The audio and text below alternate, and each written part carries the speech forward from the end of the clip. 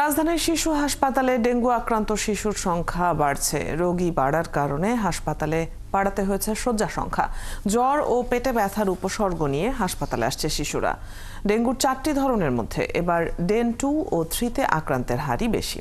স্বাস্থ্য অধিদপ্তর বলছে আক্রান্ত শিশুদের মৃত্যু হার অন্তত 17%। আরও জানাচ্ছেন ডলার মেহেদী।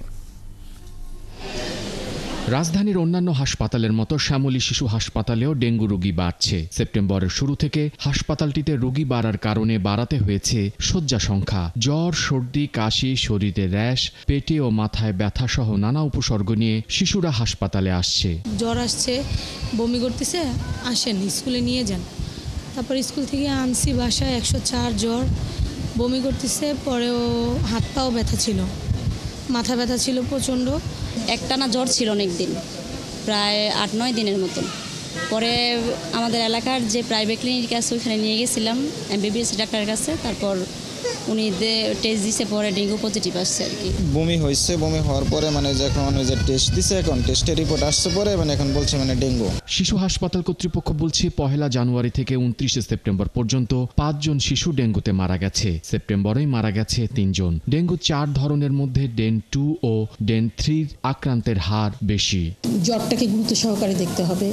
হসপিটালাইজড যখন দরকার, যখন কিছু ওয়ার্নিং সাইন, যেমন ধরেন পেটে ব্যথা, বমি আসছে, খুব শরীর দুর্বল হয়ে যাচ্ছে, অনেক সময় ডায়রিয়াও হতে পারে, ডিজিনেস হতে পারে, এই ধরনের কিছু যে ওয়ার্নিং সাইনগুলো আছে, এই সময় হসপিটালে অবশ্যই যেতে হবে পেশেন্টকে। স্বাস্থ্য অধিদপ্তর বলছে এবছর ডেঙ্গুতে নবজাতক থেকে 15 বছর বয়সী শিশু মারা গেছে 23 জন। নবজাতক থেকে 5 বছর বয়সী 8 জন, 6 থেকে 10 বছর বয়সী 11 জন আর 11 থেকে 15 বছর বয়সী 4 জন। এবার ডেঙ্গুতে শিশুদের মৃত্যুর হার 17%। বাসায় অনেকটা সময় তারা পার হয়ে তারপরে হাসপাতালে আসছে, তখন আসলে খুব বেশি কিছু করা থাকে না আমাদের।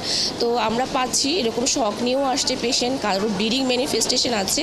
আর মোস্ট অফ দ্য পেশেন্ট আসছে যারা আসলে ভয় থেকে, যে প্লাটলেট কমে যাচ্ছে, প্লাটলেট কমে যাওয়ার যে একটা ভয় ভীতি, সেখান থেকে অনেক রোগী ভর্তি হচ্ছে আমাদের এখানে।